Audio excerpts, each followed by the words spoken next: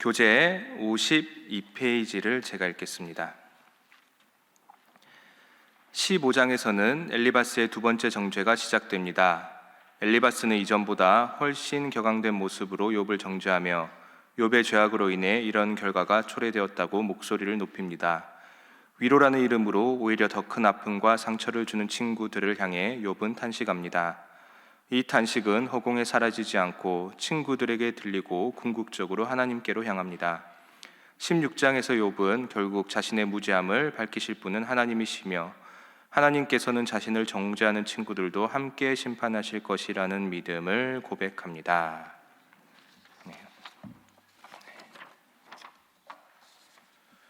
오늘 본문부터 새 친구들의 연설이 다시 시작됩니다. 내용을 읽어보시면 아시겠지만 사실 새 친구들은 새로운 논점을 가지고 있지는 않습니다. 했던 말을 반복하는 수준에서 그칩니다. 예를 들어 욥기 15장은 엘리바스의 두 번째 연설인데요, 여기서 하는 말의 대부분이 첫 번째 연설에서 했던 말들입니다. 똑같은 사상입니다. 다만 말투만 사납게 바뀐 정도입니다. 그러면 여기서 질문이 생깁니다. 왜 욥기는 새 친구의 연설을 다시 반복하는가? 이유는 크게 두 가지가 있습니다. 첫째로 친구들의 연설이 끝났음에도 불구하고 욥의 질문이 여전히 남아있기 때문입니다. 즉, 대화가 필요한 상황입니다. 끝내서는 안 되는 상황입니다. 둘째로 새 친구들이 의도하지는 않았지만 욥을 향한 그들의 비난 속에 고난에 대한 더 깊은 이해의 말들이 포함되어 있기 때문입니다. 그래서 오늘은 기존의 논쟁에 대한 이해가 있다는 전제하에 조금 더 깊은 차원의 것들을 다뤄보도록 하겠습니다. 우리 4절을 다 같이 읽겠습니다. 오늘 본문 15장 4절입니다. 시작. 참으로 내가 하나님 경외하는 일을 그만두어 하나님 앞에 묵도하기를 그치게 하는구나. 엘리바스가 말합니다. 참으로 내가 하나님 경외하는 일을 그만두었구나. 그리고 그것이 하나님 앞에 묵도하는 것을 그만두게 만들었구나. 여기 나오는 묵도는 깊은 묵상 또는 종교적 명상을 뜻합니다. 좋은 겁니다. 쉽게 말해 하나님에 관해 깊게 생각하고 하나님에 관해 깊게 묵상하는 행위입니다. 그런데 엘리바스의 주장에 따르면 욥이 하나님을 경외하는 일을 그만두어서 묵도를 그치게 되었다고 합니다. 경외하지 않으니까 더 이상 묵도를 하지 않는다는 겁니다. 그렇다면 엘리바스는 왜 욥이 하나님을 경외하기를 멈췄다라고 판단했을까요? 왜 그렇게 판단했을까? 5절 초반에 힌트가 나옵니다. 5절 초반에 이렇게 나옵니다. 내 죄악이 뭐를? 내 입을 가르치나니. 즉 엘리바스는 욥의 입이 하는 말을 듣고 욥이 하나님 경외하기를 멈추었다라고 판단했던 것입니다. 그렇다면 욥은 과연 뭐라고 했을까? 7절에서 8절에 힌트가 나옵니다. 7절에서 8절에 이렇게 나옵니다. 내가 제일 먼저 난 사람이냐? 산들이 있기 전에 내가 출생하였느냐? 하나님의 오묘하심을 내가 들었느냐? 지혜를 홀로 가졌느냐? 지혜를, 우리 중에 지혜를 너 홀로 가졌느냐입니다. 제가 예전에 지혜에 관해 말씀을 드린 적이 있는데요, 이스라엘에게 지혜는 단순한 지혜가 아닙니다. 잠언에 이런 말씀이 나옵니다. 여호와께서 그 조화의 시작 곧 태초에 일하시기 전에 나를 가지셨으며 만세 전부터 태초부터 땅이 생기기 전부터 내가 세움을 받았나니. 지혜는 창세 전부터 하나님과 함께 있었고 창조에 관여한 존재입니다. 그런데 이 위대한 지혜는 하나님만 가진 것이 아니었습니다. 일부이기는 하지만 하나님이 사랑하셨던 몇몇 선지자에게도 주어졌던 것입니다. 그 대표적인 인물이 바로 우리가 잘 아는 이사야와 호세아입니다. 그런데 욥은 그 지혜를 자신이 가졌다라고 주장을 합니다. 이게 바로 문제의 발단입니다. 한번 욥이 이전 본문에서 했던 말들을 살펴보도록 하겠습니다. 욥기 12장 16절입니다. 욥기 12장 16절입니다. 12장 16절을 다 같이 한번 읽어보겠습니다. 시작. 능력과 지혜가 그에게 있고 속은 자와 속이는 자가 다 그에게 속하였으므로. 아멘. 먼저 욥은 능력과 지혜, 즉 지혜가 여호와께 속했다라고 고백합니다. 그리고 17절부터 25절까지 그 지혜와 능력의 위대함에 대해 선포를 합니다. 17절을 보십시오. 모사를 벌거벗겨 끌어가시며 재판장을 어리석은 자가 되게 하시며. 23절입니다.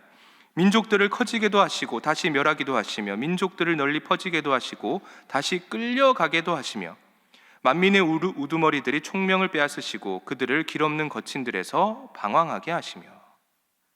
참 위대한 지혜입니다. 그런데 13장 1절을 보십시오. 바로 뒤에 13장 1절입니다. 나의 눈이 이것을 다 보았고 나의 귀가 이것을 듣고 깨달았느니라. 욥이 이 위대한 지혜를 눈으로 보고 귀로 들어서 깨달았다라고 합니다. 사실 여기까지는 괜찮습니다. 위대한 지혜이긴 하지만 분명 위대했던 몇몇 인물들도 가능했던 경지입니다. 이런 주장 자체는 문제가 없습니다. 그런데 문제는 4절에서 5절입니다. 13장 4절에서 5절, 오늘 본문 4절에서 5절입니다. 너희는 거짓말을 지어내는 자요, 다 13장입니다. 너희는 거짓말을 지어내는 자요, 다 쓸모없는 의원이니라. 너희가 참으로 잠잠하면 그것이 너희의 지혜일 것이니라. 지혜로운 척 조언을 하고 연설을 하는 너희는 쓸모없는 의원이라고 비하를 해버립니다. 그리고 그냥 잠잠히 조용히 있는 게 너희의 지혜라고 비꼬아 버립니다. 그래서 엘리바스가 이런 말을 듣고 발끈해서 오늘 본문의 8절을 말합니다. 오늘 본문 8절을 보십시오. 하나님의 오묘하심을 내가 들었느냐, 지혜를 어떻게 홀로 가졌느냐입니다. 우리 중에 너만 지혜를 가졌느냐입니다. 그리고 9절을 보십시오. 내가 아는 것을 우리가 알지 못하는 것이 무엇이냐, 내가 깨달은 것을 우리가 소유하지 못한 것이 무엇이냐. 나도 너만큼 위대한 그 지혜를 가졌다라는 것입니다. 그리고 엘리바스의 입장에서 더 어이가 없는 사실은 다음과 같습니다. 12절에서 13절을 보십시오. 어찌하여 내 마음에 불만스러워하며 내 눈을 번뜩거리며 내 영이 하나님께 분노를 터뜨리며 내 입을 놀리느냐. 그렇게 홀로 지혜를 가졌다라고 주장하는 너의 입, 즉 욥의 입에서 나오는 것이 무엇입니까? 하나님을 향한 불만과 분노입니다. 이것이 바로 엘리바스가 바라본 욥의 죄악입니다. 그렇게나 지혜를 가졌다라고 주장하는 너가 하는 행위를 봐라. 하나님을 향한 불만과 분노로 인해, 즉 그 죄악으로 인해 너의 입이 해서는 안 될 말을 쏟아내고 있지 아니하냐입니다. 여러분은 누가 옳은 것 같습니까? 엘리바스가 옳은 것일까? 아니면 불평불만을 쏟아내는 욥이 옳은 것일까? 이에 대해 쉬운 판단 기준이 있습니다. 그게 뭐냐? 불평하는 욥의 신앙이 어떻게 되는지를 살펴보시면 됩니다. 우리 욥기 14장을 보겠습니다. 욥기 14장 13절입니다. 욥기 14장 13절을 다 같이 읽겠습니다. 시작. 주는 나를 스올에 감추시며 주의 진노를 돌이키실 때까지 나를 숨기시고 나를 위하여 규례를 정하시고 나를 기억하옵소서. 15절입니다. 주께서는 나를 부르시겠고 나는 대답하겠나이다. 주께서는 주의 손으로 지으신 것을 기다리시겠나이다. 아멘. 불평과 불만을 쏟아내며 하나님을 원망했던 욥이 놀랍게도 하나님을 고백하고 있습니다.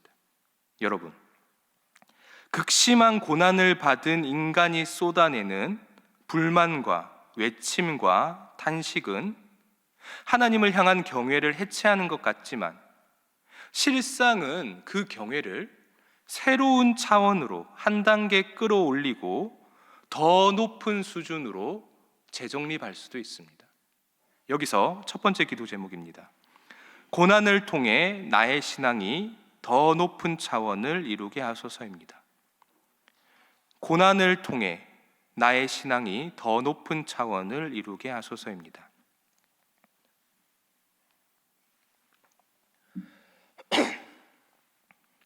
이것을 알고 오늘 본문을 보시면 새로운 지경이 펼쳐집니다. 5절 초반을 보십시오. 오늘 본문 5절 초반입니다. 내 죄악이 내 입을 가르치나니. 가르치다, 원어로 알라프라고 합니다. 이 단어에 동족 형용사가 있는데요, 알루프라고 합니다. 뜻은 길들여진, 유순한이라는 뜻입니다. 그리고 동족 명사가 있는데요, 에일레프란 단어인데 뜻은 짐승입니다. 짐승.